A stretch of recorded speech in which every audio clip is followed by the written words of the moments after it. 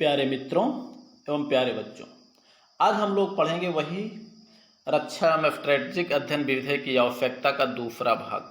मित्रों, उसमें हम लोग यहाँ तक पढ़ चुके थे। चूंकि वीडियो लंबा हो रहा था इसलिए मजबूरी में हमको उसको ख़त्म करना पड़ा था। तो यहाँ आज हम लोग इसमें पढ़ेंगे कि हाँ, इफ़ अगले जो है जो हमको पढ़ना है इस पॉइंट पे जो सामने ये है हमारा, कि हमारा यह विषय हर क्षेत्र के व्यक्तियों का सर्वांगीण विकास कराने में सक्षम है।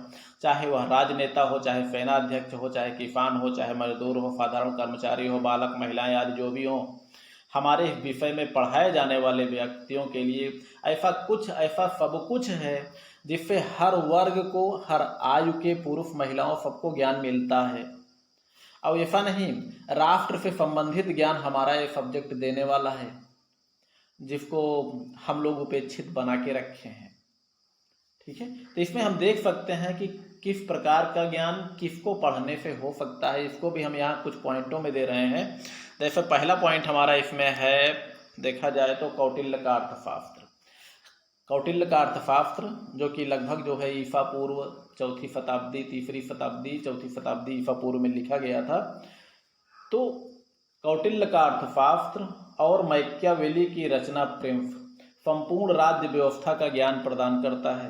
राष्ट्र का कोई पहलू इनकी रचनाओं से अछूता नहीं है।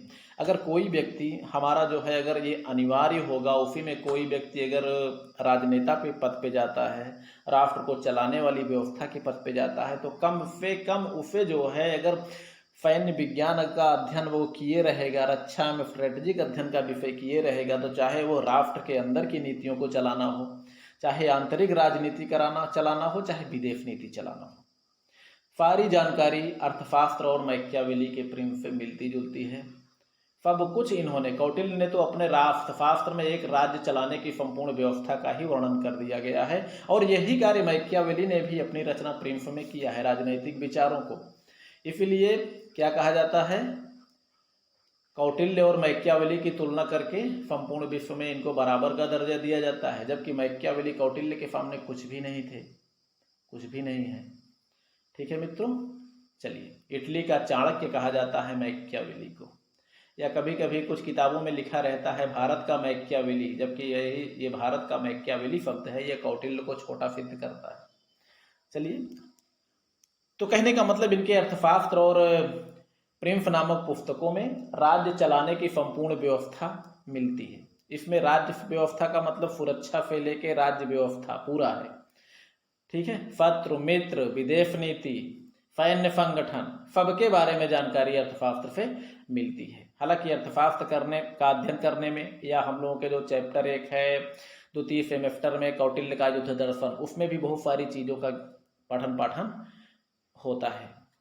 दूसरा पॉइंट है रोमन लीजन की युद्ध कला। मित्रों, ये पाश्चात्य युद्ध कला सब्जेक्ट का एक प्राचीन काल की एक जो है युद्ध कला है। इसमें ज्ञान हमें ये सिखाता है कि बिना थके लगातार युद्ध लड़ने की कला। क्योंकि रोमन लीजन जिस प्रकार युद्ध लड़ती थी उसमें कंडीशन क्या थी, तो सैनिक जो है दिन भर युद्ध रहते हुए उनको थकाई कभी भी नहीं लगती थी, क्योंकि इनका एक चक्रीय और शतरंजी प्रक्रम के अंतर्गत इनकी युद्ध कला थी और ये कभी नहीं थकते थे। यहाँ हम देख सकते हैं रोमन लीजन की युद्ध कला हमें बिना थके लगातार युद्ध लड़ने की युद्ध कला सिखाती है। रोमन लीजन के सैनिक अपनी विशेष चक्रीय एवं शतरंजी युद्ध कला के कारण युद्ध क्षेत्र में कभी थकान का अनुभव नहीं करते थे। आप सोच सकते हैं, लगातार दिन भर लड़ते थे, तब तक लड़ते थे जब तक कि युद्ध पर विजय और पराजय का निर्णय न हो जाए, तब तक इन सैनिकों को थकाई भी नहीं लगती थी। जबकि थकान शब्द जो है ये युद्धरत सेनाओं का एक प्रमुख तत्व है, थकान। क्योंकि लड़ने वाले सैनिक जो है अपनी पूरी ताकत से लड़ते हैं, और पूरी ताकत से हम कितनी देर लड़ सकते हैं आप समझ सकते हैं। थकान का अनुभव जरूर होना चाहिए। लेकिन रोमन लीजन के सैनिक कभी नहीं थकते थे, क्योंकि इनकी शतरंजी युद्ध कला थी। अब ये मित्रों विशेष रूप से पढ़ा जाए तो इसको आप हमारे वीडियोज में पढ़ सकते हैं कि रोमन लीजन की युद्ध कला कैसी होती थी जो इनको थकाई नहीं लगती थी। अगला पॉइंट है युद्ध के देवता नेपोलियन। अगर नेपोलियन के द्वारा स्थापित जन सेना हमें यह प्रदान करती है कि युद्ध काल में सैनिक एवं असैनिक, नौजवान और वृद्ध, बालक और बालिकाएं, महिलाएं और पुरुष आदि में किसी से कम महत्व नहीं है। उन्होंने युद्ध क्षेत्र में सभी की भागीदारी निश्चित कर दी थी। मित्रों, बात तो सत्य है कि जहां आजकल ये टेक्नोलॉजी का काल है, यहाँ पर किसी का महत्व कम नहीं है। हाँ, सैनिकों का महत्व युद्ध में उस समय ज़्यादा था जब सैनिक तलवार और भाले लेकर लड़ते थे, लेकिन आज की कंडीशन ये है कि अगर असैनिक ना हो तो हमारे सैनिक लड़ ही नहीं सकते, क्योंकि अगर असैनिक व्यक्ति गोला बारूद की सप्लाई ना करे, फैक्ट्रियों में उसका निर्माण ना करे और फैक्ट्रियों में या विभिन्न जो है कार्यशालाओं में युद्ध यंत्रों को ना बनाए, तो हमारा जवान जो है क्या लेकर युद्ध करेगा। यहाँ पर हम देखते हैं नेपोलियन, जिसने कि सशस्त्र राष्ट्र राज्य सिद्धांत को स्थापना करके इसने जो है संपूर्ण व्यक्तियों की, बालक बालिका नौजवान सबके कार्यों को निश्चित किया था। इसमें जो है नौजवानों को युद्ध में भेजा था, बालक बालिकाएं महिलाएं सबको कपड़े की सिलाई, टेंट का निर्माण, इन सब चीज़ों में लगाया था। वृद्ध पुरुष जो हैं इनको जो है लगाया था कि आप सार्वजनिक स्थान पर जाकर नौजवानों को युद्ध के लिए प्रेरित करिए, राष्ट्र सेवा के लिए प्रेरित करिए। तो कहने का मतलब इन्होंने सबको, कुछ को अस्पताल की सेवा में, कुछ को फैक्ट्रियों में लगा दिया था। तो कहने का मतलब सबका कार्य इन्होंने निश्चित कर दिया था नेपोलियन ने। तो नेपोलियन का ज्ञान हमें तो प्रदान करता ही है कि सबको हम किस प्रकार यूज करें। अगला है फ्रेडरिक महान। इसके बारे में हम, फ्रेडरिक महान ने अपनी योग्यता के बल पर अपने राष्ट्र की 5% जनता की एक शक्तिशाली सेना को तैयार कर लिया था।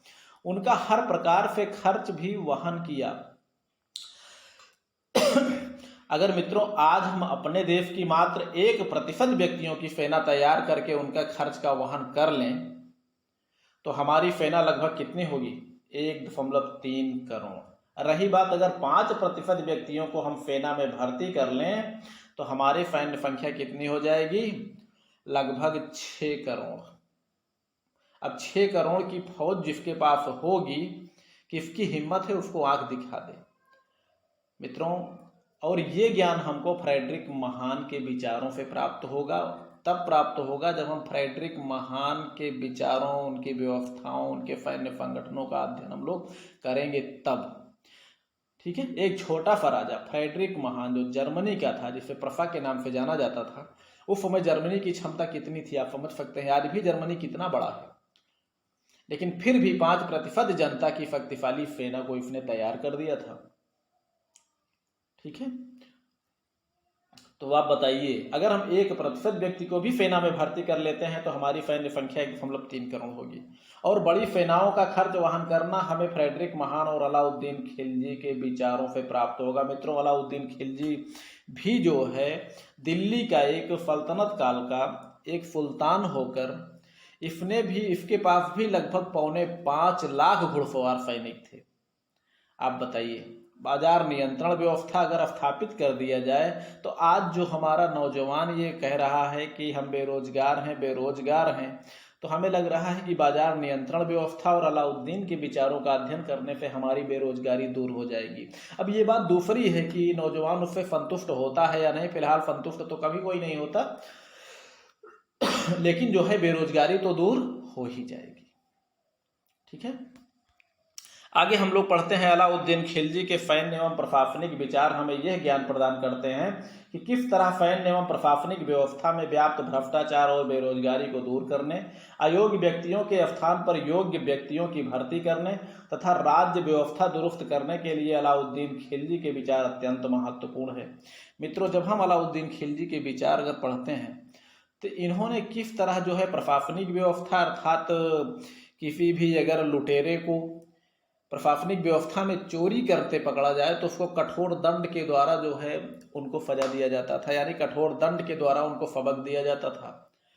और योग्य व्यक्तियों, इन्होंने आज भारत जैसे देश में देखा जाए तो घूसखोरी जैसी चीज़ें जो है नौकरियों में ज़्यादा व्याप्त हैं, जबकि अलाउद्दीन खिलजी ने जो भी सैनिकों की भर्ती किया वह वैसे भी जो भर्ती करता था ये सिर्फ सिफारिशों को नज़रअंदाज करके व्यक्तिगत योग्यता और उसकी क्षमता के आधार पर ही इसने भर्ती किया था, खास करके सैनिकों में, अधिकारियों में और अपने कर्मचारियों में।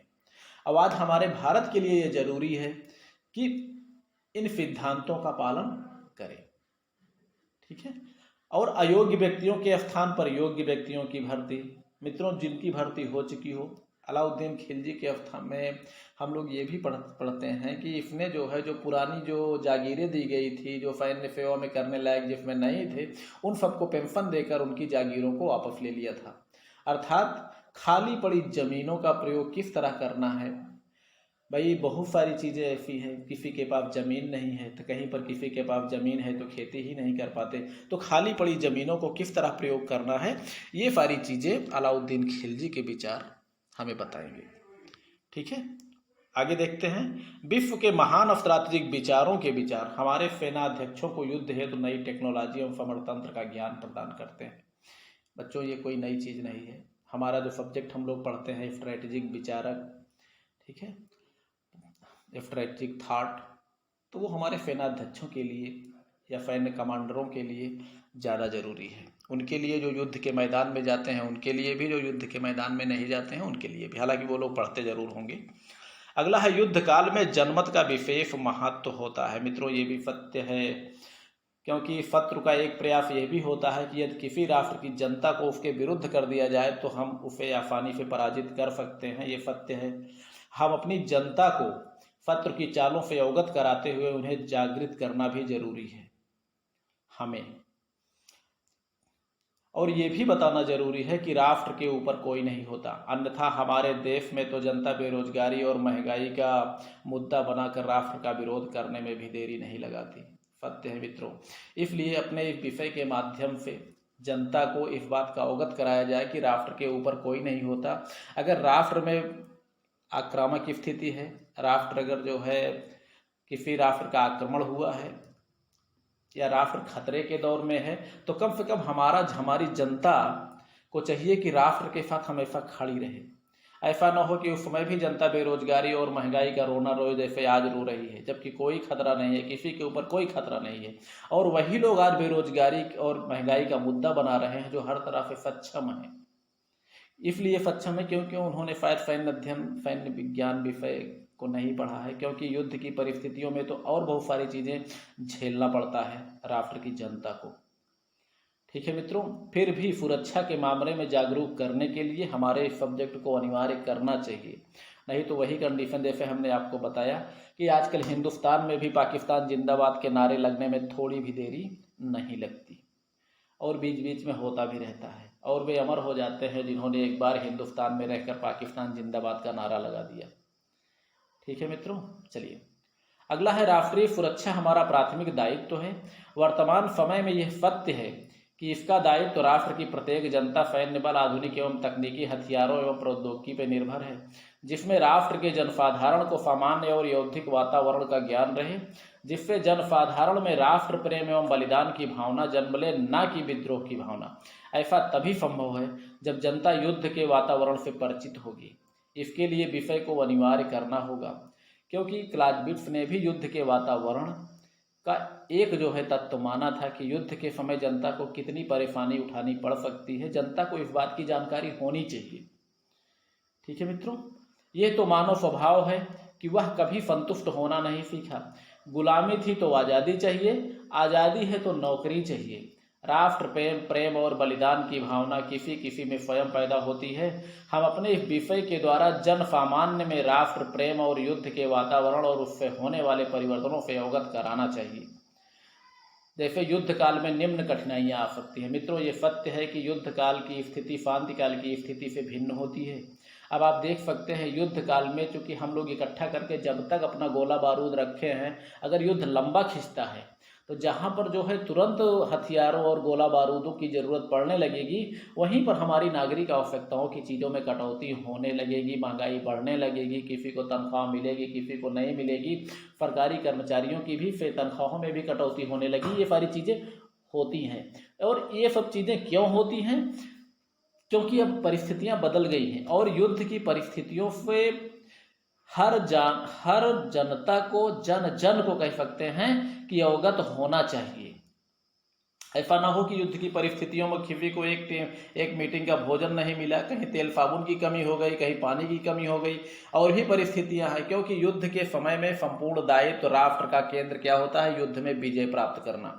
और युद्ध में विजय प्राप्त करने के लिए एक राष्ट्र अपने संपूर्ण शक्तियों का प्रयोग उसमें करता है। ठीक है, तो देख सकते हैं युद्ध के हमें एक साधारण जनता को किन किन कठिनाइयों का सामना करना पड़ सकता है।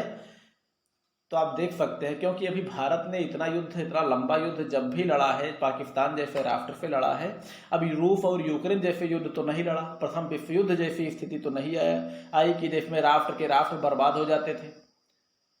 देख सकते हैं निम्न कठिनाइयां आ सकती हैं। जैसे पहला नंबर, हर क्षेत्र में महंगाई बढ़ सकती है। इसलिए महंगाई बढ़ सकती है मित्रों क्योंकि युद्ध की आवश्यकताएं असीमित हैं और राष्ट्र का दायित्व होता है युद्ध में विजय प्राप्त करना, और विजय प्राप्त करने के लिए राष्ट्र हर प्रकार के क्षेत्रों में संपूर्ण क्षेत्र को से पैसा खींच कर युद्ध में लगाता है। तो ऐसी स्थिति में महंगाई बढ़ जाती है युद्ध काल में। दूसरा है, जान माल को भारी क्षति उठानी पड़ सकती है। भाई जहाँ पर राष्ट्र के ऊपर बमबारी हो रही है, व्यक्ति मारे जा रहे हैं, सैनिक मारे जा रहे हैं। आजकल की स्थिति तो ये है कि युद्ध के मैदान में नहीं, शहरों पे बम गिराए जा रहे हैं। तो शहरों में बम गिराए जा रहे हैं, गाँव में बम गिराए जा रहे हैं, नागरिक केंद्रों पर बम गिराए जा रहे हैं। तो वहाँ पर तो नुकसान होना ही होना है, प्रॉपर्टी भी नष्ट होगी, जान भी जाएगी लोगों की। तो ये चीज़ें झेलने के लिए हमेशा तैयार रहना चाहिए, ये चीज़ों जानकारी होना चाहिए आम जनता को। अगला है, लगातार सैनिकों की क्षति हो सकती है। लगातार सैनिक मारे जा रहे हैं तो सैनिकों की भर्ती की भी जरूरत पड़ सकती है। इसलिए नौजवानों को प्रेरित हमेशा रहना होगा कि हमारे देश को आज हमारी ज़रूरत है, इसलिए हम पीछे नहीं हट सकते। ऐसा ना हो कि यह है कि हम मर जाएंगे सोच कर आप पीछे भाग जाओ, नहीं। और अगला है, अपने ही सामने अपने प्रियजनों की मृत्यु देखना पड़ सकता है। किसी का बेटा फौज में है, लड़ाई के मैदान में वो मारा भी जा सकता है। सामने ही आप जो है बैठे हैं, आपके ऊपर अगर बम गिरता है तो दुर्भाग्य से आप बच गए, सामने आपका बेटा बेटी नाती पोते ये भी मारे जा सकते हैं। तो युद्ध के मैदान में ये चीज़ें झेलने के लिए हमेशा एक राष्ट्र तैयार तब रहेगा जब वो अपने सब्जेक्ट को ढंग से उसकी जानकारी होगी, सैन्य विज्ञान विषय में युद्ध के वातावरण से वो परिचित होगा। अगला है, अधिक सैनिकों की आवश्यकता के कारण अपने बच्चों और राष्ट्र की सुरक्षा के लिए भर्ती होने के लिए प्रेरित करना। अगला है, यौद्धिक आवश्यकताओं की पूर्ति के लिए नागरिक आवश्यकताओं की वस्तुओं में कटौती भी हो सकती है। मित्रों, हो सकता है आपको नहाने वाला साबुन ना मिले, खाने वाला तेल ना मिले, ज़रूरत की चीज़ें आपको दुकानों पर ना मिले। ये भी हो सकता है कि आपको ये कहा जाए कि आप जो है ये साबुन आपको हफ्ते में एक व्यक्ति को हफ्ते में एक ही साबुन मिलेंगे, महीने में एक साबुन मिलेंगे। तो कटौती हो सकती है। इतना ही नहीं, ज़रूरत पड़ने पर भोजन में भी कटौती हो सकती है। भाई जैसे जो है 1965 के युद्ध में हुआ था कि जब अमेरिका ने कहा कि भारत युद्ध बंद कर दे अन्यथा हम गेहूं नहीं देंगे, उसी समय हमारे शास्त्री जी ने कहा कि आज के बाद हमारे हर नागरिक हफ्ते में एक दिन व्रत रहेगा, और ये जो है अन्न जो बचेगा सीमा पर लड़ने वाले जवानों के लिए भेजा जाएगा, क्योंकि वे व्रत नहीं रह सकते, क्योंकि वो दिन भर वर्क कर रहे हैं। तो आवश्यकता पड़ने पर मित्रों भोजन में भी कटौती करनी पड़ सकती है, इतना भी ध्यान देना है आपको। आगे देख सकते हैं, सरकारी एवं प्राइवेट कर्मचारियों को बिना वेतन के राष्ट्रीय सुरक्षा में सहयोग देना पड़ सकता है। हो सकता है आपको वेतन ना मिले और वही वेतन चला जाए जो है हथियारों के हथियारों को खरीदने में, हथियारों के निर्माण में, क्योंकि युद्ध के समय हर राष्ट्र का जो पहला उद्देश्य होता है वो होता है इनके प्रकार हमको युद्ध को जीतना है। ठीक है, द्वितीय विश्व युद्ध की अपार क्षति ने विश्व विजेता ब्रिटेन की कमर तोड़ दी। मित्रों, विश्व विजेता ब्रिटेन उस समय था जिसके पास 47 कंट्री जिसके उपनिवेश थे, 47 कंट्रियों का जिसने रक्त चूसा था। ठीक है, उसकी स्थिति खराब हो गई द्वितीय विश्व युद्ध में। इतना कमजोर हो गया कि अमेरिका के हाँ में हाँ मिलाने के लिए मजबूर है आज। अगला है, पहले की औद्योगिक आवश्यकताएं सीमित थी, वर्तमान आवश्यकताएं असीमित हो गई हैं। वर्तमान युद्ध के खर्च का आकलन नहीं किया जा सकता। मित्रों, यूं मान के चलिए अगर एक गोली लगती है राइफल की तो समझ लीजिए 150 रुपये खर्च हो गए, और लड़ाई के मैदान में तो गोली नहीं गोला लगता है। और एक गोले की कीमत, जो कारगिल में लड़ाई हुई थी उसकी कीमत कितना था, एक गोले की कीमत जो पोखोर से तागा जाता उसकी कीमत उस समय 40 से 45 हज़ार रुपये थी। और इतना ही नहीं, जो हमारे विमानों से, लड़ाकू विमानों जिनकी कीमत अरबों खरबों में करोड़ों में आती है, विमानों की कीमत आप देख सकते हैं ना, कितने हजार करोड़ का सौदा हुआ हमारा राफेल विमान का, कितने 100 करोड़ का ये है, इतने मिसाइल खरीदना, इन सब में कितना धन व्यय होता है इसकी हम कल्पना ही नहीं कर सकते। और जब नष्ट होने में समय कितना लगेगा? नथिंग, कुछ भी नहीं। एक गोला पड़ा तुरंत करोड़ों रुपए जलकर खाक। तो ये कंडीशन होती है। इसलिए आज के युद्धों में खर्च का आकलन तो किया ही नहीं जा सकता, कितना खर्च हो जाएगा। अगला पॉइंट जो है, वर्तमान युद्धों को लड़ने वाला राष्ट्र कई दशक पीछे चला जाता है।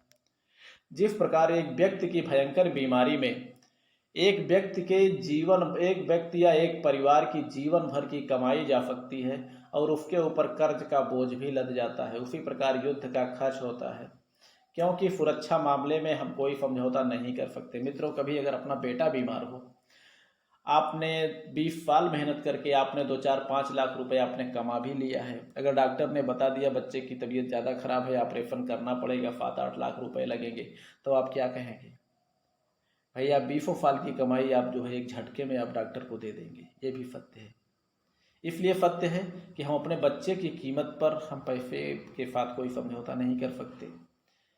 तो यहाँ पर रही बात सुरक्षा का मामला, तो सुरक्षा के साथ भी हम कोई समझौता इसलिए नहीं कर सकते कि अगर हम अभी जो है पैसा नहीं व्यय कर सकते तो बाद में अगर हमें कोई राष्ट्र ने अगर हम पर अधिकार कर लिया तो वो जबरन हमसे हमारा पैसा छीन लेगा। उस स्थिति में हम कुछ नहीं कर सकते। इसीलिए जो है सुरक्षा के मामले में भी हम कोई समझौता नहीं करते। और बाकी बेटे के मामले में बीमारी की बात है तो यूँ मानते हैं अगर बेटा सुरक्षित रहेगा तो पैसे फिर से कमा लेंगे, वो भी कमा लेगा। ठीक है, चलिए। उपरोक्त के अतिरिक्त और भी बहुत सारी कुर्बानियां राष्ट्र की जनता को देनी पड़ सकती है। मित्रों, ये तो हमने कुछ चीज़ें जो जानकारी थी, उसके बाद क्या क्या देनी पड़ सकती हैं और समय और परिस्थितियों पर निर्भर है। चलिए, उपरोक्त समस्याओं से सरलता से निपटना तभी संभव होगा जब जनता इस वातावरण से परिचित होगी और मनोवैज्ञानिक रूप से तैयार होगी। अन्यथा जनता राष्ट्र में सरकार के प्रति केवल विद्रोह करेगी। मित्रों, अगर कहीं पर अगर राशन नहीं मिल रहा है, किसी व्यक्ति को एक मीटिंग भोजन नहीं मिल रहा है, तो हम देखते हैं थोड़ी थोड़ी बातों में हमारी जनता सड़कों पर उतर आती है। जब बेरोजगारी जैसा मुद्दा, जबकि देखा जाए तो भारत में स्थिति इतनी खराब नहीं है जितना हम लोग दिखाते हैं। कहने का मतलब, हम लोगों का पेट उतना बड़ा नहीं होता जितना बड़ा उसका हम प्रदर्शन करते हैं। हाँ, ये सत्य है। तो ऐसी कंडीशन में अगर हमारे देश की जनता युद्ध के वातावरण से परिचित नहीं होगी, युद्ध से होने वाले लाभ और हानि से परिचित नहीं होगी, युद्ध के बाद की कठिनाइयों से परिचित नहीं होगी और युद्ध के समय की कठिनाइयों से परिचित नहीं होगी, तो हमारे राष्ट्र की जनता उस समय यही करेगी। भाई, आजकल हमारे यहाँ कई पार्टियां हैं, एक राष्ट्र दूसरे राष्ट्र का केवल विरोध करती है, यहाँ तक कि सड़क पर उतर आती है। 2 रुपये डीजल महंगा हुआ, उसके बदले में जो है तुरंत धरना प्रदर्शन शुरू हो गया। वहाँ हम राष्ट्र के हितों का ध्यान नहीं देते, जबकि सच्चाई भी यही है कि महंगाई जो होती है वो कहीं ना कहीं हमारे राष्ट्र के विकास में ही लगता है। भाई, महंगाई बढ़ी, राष्ट्र के राजस्व जो है ज़्यादा आने लगा, राजस्व ज़्यादा आने लगा, राष्ट्र का विकास तेजी से होगा। लेकिन हम लोग ये सब चीज़ें सोचने के लिए मजबूर नहीं है। कुछ ऐसी भी स्थिति होती है कि राष्ट्र के नागरिक जो है वो स्वयं ही जो है पार्टियों में कमी निकालते हुए, हमारी सरकारों में कमी निकालते हुए विरोध प्रदर्शन करना शुरू कर देते हैं। तो ये स्थिति जो है, इन स्थितियों की संपूर्ण जानकारी के लिए, युद्ध के वातावरण से परिचित कराने के लिए, युद्ध के बाद से, युद्ध के पहले से, गुलामी से, ये सब चीज़ों से परिचित कराने के लिए सैन्य विज्ञान हमारा आवश्यक है। तभी जनता समझ पाएगी कि युद्ध का वातावरण कैसा होता है, परिस्थितियां हमको कौन कौन सी झेलनी पड़ सकती हैं, और उसके दिमाग में ये चीज़ हमेशा भरा रहता है कि ज़रूरत पड़ने पर इन परिस्थितियों को हमको झेलना होगा। नहीं तो वो सारी कमी सरकार के ऊपर थोप कर केवल सरकार जो है युद्धरत रहेगी। बाहर वाला भी सरकार को राष्ट्र को परेशान कर रहा है, यहाँ अंदर वाले जनता भी राष्ट्र को ही परेशान करेगी, हड़ताल विद्रोह करके।